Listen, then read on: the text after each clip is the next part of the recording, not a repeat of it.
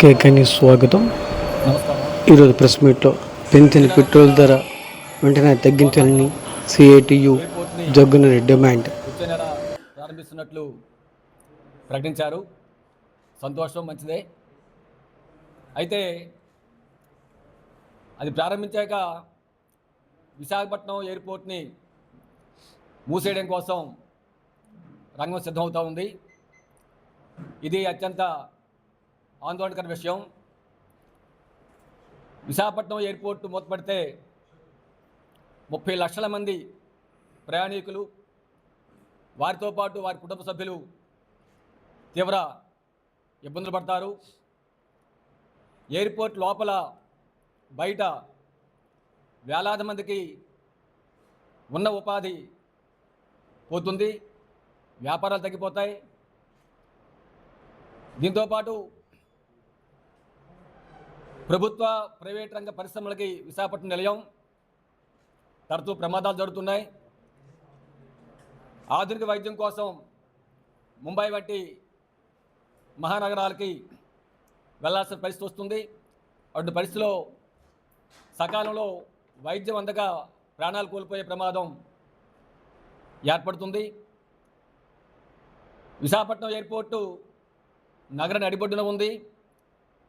అటు లంకిలిపాలెం దగ్గర నుంచి ఇటు కొమ్మాది వరకు మొత్తం ఏ ప్రాంతం నుంచి అయినా సరే అరగంటలో వైజాగ్ ఎయిర్పోర్ట్కి రావచ్చు. ఎయిర్పోర్ట్ లేకుండా పోతే దాదాపు 60 కిలోమీటర్లు విశాఖ ప్రజానీకం భోగాపురం ఎయిర్పోర్ట్ ప్రయాణించాల్సిన పరిస్థితి ఏర్పడుతుంది. దీనివల్ల అదనపు సమయం, అదనపు ఖర్చు పెరుగుతుంది. సకాలంలో చేరుకునే పరిస్థితి అనేది ఏర్పడుతుంది. విశాఖపట్నం అభివృద్ధి కుంటుపడుతుంది. విద్యార్థులు, వ్యాపారులు ఉద్యోగాల కోసం ఇతర దేశాలకి, ఇతర ప్రాంతాలకు వెళ్ళేటువంటి ఉద్యోగస్తులు తీవ్ర ఇబ్బందులు పడే పరిస్థితి ఏర్పడుతుంది. కాబట్టి ముఖ్యమంత్రి చంద్రబాబు గారు ఈరోజు విశాఖపట్నం వస్తున్నారు. ఆయన విశాఖపట్నం ఎయిర్పోర్ట్ని మేము మూసేయడం లేదు, దీన్ని యథావిధిగా కొనసాగిస్తామని చెప్పని ప్రకటన చేయాలని చెప్పని సిపిఎం పార్టీగా మేము డిమాండ్ చేస్తున్నాం. విశాఖలో ఉన్నటువంటి గౌరవ ఎంపీలు, ఎమ్మెల్యేలు, టీడీపీ, జనసేన, బీజేపీ ఈ పార్టీల ఎంపీలు, ఎమ్మెల్యేలు మీరు ఈ వైజాగ్ ఎయిర్పోర్ట్ రక్షణ కోసం చిత్తశుద్ధితో కృషి చేసి మీ గౌరవాన్ని కాపాడుకోవాలని చెప్పని మేము డిమాండ్ చేస్తూ ఉన్నాం. విశాఖపట్నం ఎయిర్పోర్ట్కి ఘన చరిత్ర ఉంది. దాదాపు 6 దశాబ్దాల నుండి ప్రతి నెల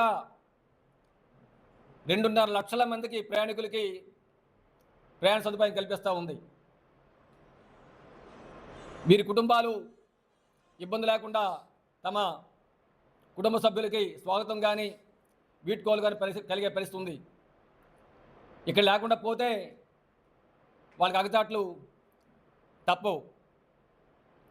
దీంతోపాటు దేశంలోనే ఉన్నటువంటి విమానాశ్రయాల్లో మన విమానాశ్రయం 13వ స్థానంలో ఉంది. అదేవిధంగా ప్రపంచంలోనే 2వ అంతర్జాతీయ విమానాశ్రయంగా అభివృద్ధి చెందుతూ ఉంది. రాష్ట్రంలో మేము ప్రభుత్వ రంగాన్ని, ప్రైవేట్ రంగాన్ని అభివృద్ధి చేస్తాం అని చెప్పి ప్రభుత్వం చెప్తా ఉంది. ఆ ప్రభుత్వ రంగ, ప్రైవేట్ రంగ సంస్థల వ్యాపార వాణిజ్యాలకి నిలయంగా వైజాగ్ ఎయిర్పోర్టు ఉంది. కార్గో హ్యాండ్లింగ్లో కూడా వైజాగ్ ఎయిర్పోర్టు ఘనమైన రికార్డు సొంతం చేసుకుంది. విశాఖను మేము అంతర్జాతీయ నగరంగా అభివృద్ధి చేస్తాం, రాష్ట్ర ఆర్థిక రాజధాని చేస్తాం, ఐటీ హబ్గా చేస్తామని చెప్పని ప్రభుత్వం ప్రకటిస్తూ ఉంది. ఉన్న ఎయిర్పోర్ట్ లేపేసి మీరు విశాఖను ఏ విధంగా అభివృద్ధి చేస్తామని చెప్పని మేము ప్రశ్నిస్తూ ఉన్నాం. అంతేకాదండి, వీళ్ళు విశాఖ రైల్వే జోన్ విషయంలో కూడా ఆ విధంగా చేశారు.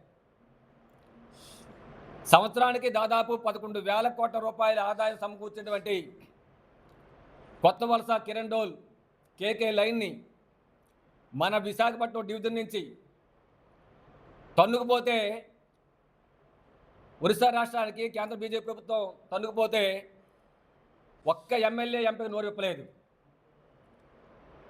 ఇక్కడ టీడీపీ ఎంపీ భరత్ ఉన్నారు, ఎమ్మెల్యేలు గౌరవ ఎమ్మెల్యేలు వీళ్ళు గౌరవ ఎమ్మెల్యేలు గణబాబు, వెలగపూడి, ఇటు పంచకర్ల, ఇటు వంశీకృష్ణ, పల్లా శ్రీనివాసరావు రాష్ట్ర అధ్యక్షులు, ఇక్కడ విష్ణుకుమార్ రాజు గారు, వీళ్ళంతా గౌరవ ఎమ్మెల్యేలు. ఈ గౌరవ ఎమ్మెల్యేలు ఏం చేస్తున్నారో అర్థం కావడం లేదు. వీళ్ళంతా మోడీ ప్రభుత్వం భజన చేసే కార్యక్రమం చేస్తారు తప్ప ఈ విశాఖపట్నం ప్రజలు కాపాడడం కోసం సిద్ధంగా లేరని చెప్పినది ఇది స్పష్టంగా కనిపిస్తున్న విషయం. పైగా సిగ్గు లేకుండా వీళ్ళు ఉత్సవాలు చేసుకున్నారు, పండుగలు చేసుకున్నారు. జోన్ వచ్చిందని, జోన్ వచ్చింది పండుగ చేసుకొస్తుంది ప్రజలు, పోరాడిన ప్రజలు కాబట్టి. నష్టం చేసింది కూటమి ప్రభుత్వం, బీజేపీ ప్రభుత్వం నష్టం చేస్తే ఆ నష్టంలో కూటమి ప్రభుత్వం భాగస్వామై విశాఖపట్నం ద్రోహం చేసింది. రైల్వే జోన్లు ఆ విధంగానే వీళ్ళు చేశారు. రాష్ట్రంలో టీడీపీ కూటమికి ప్రజలు అఖండ విజయం చేకూర్చారు, అత్యధిక స్థానాలు ఇచ్చారు. విశాఖపట్నం ఎంపీకి టీడీపీ, జనసేన, బీజేపీ ఎమ్మెల్యేలకి రాష్ట్రంలో ఎక్కడ లేని మెజార్టీ ఇచ్చారు. కానీ వీళ్ళు ఏం చేయాలి?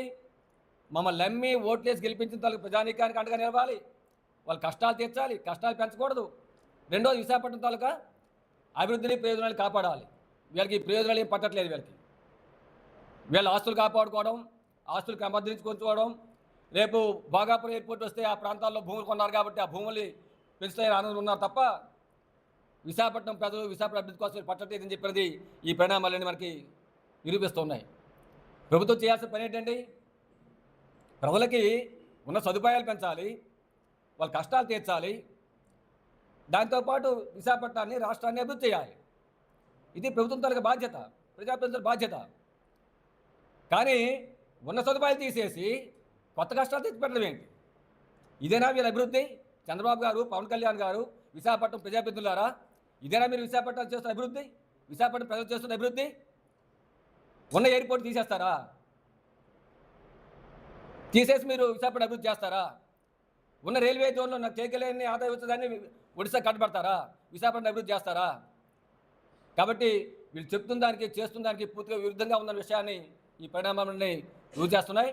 ఎప్పటికైనా సరే ముఖ్యమంత్రి, ఉప ముఖ్యమంత్రి, స్థానిక ఎంపీ, ఎమ్మెల్యేలు వైజాగ్ ఎయిర్పోర్ట్ని యథాతథంగా పాత పద్ధతిలోనే కొనసాగే విధంగా చర్యలు చేపట్టాలని చెప్పి మేము డిమాండ్ చేస్తున్నాం. తద్వారా విశాఖ అభివృద్ధికి ఆటం లేకుండా చేయాలని చెప్పి మేము డిమాండ్ చేస్తున్నాం. లేని పక్షంలో ప్రజానీకం మీకు సరైన గుణపాఠం చెప్పదప్పదని చెప్పని మీద హెచ్చరిస్తున్నాం. ప్రజానీకం విశాఖ ఎయిర్పోర్ట్ రక్షణ కోసం తమ వంతు ఆందోళన కృషికి సన్నద్ధం కావాల్సిందిగా విజ్ఞప్తి చేస్తూ ఉన్నాం. దీంతోపాటు ఉత్తర నియోజకవర్గ MLA, BJP MLA Vishnukumar Raju గారి ప్రకటన ఈ మధ్యకాలంలో వచ్చిందండి. ఆయన విశాఖపట్నం ఎయిర్పోర్ట్ని తరలింపులు వ్యతిరేకిస్తున్నట్టు ఆయన ప్రకటన సారాంశం. దీనిలో చిత్తశుద్ధి లేదని చెప్పినది మేము సిపిఎం పార్టీకి భావిస్తున్నాం. ఎందుకంటే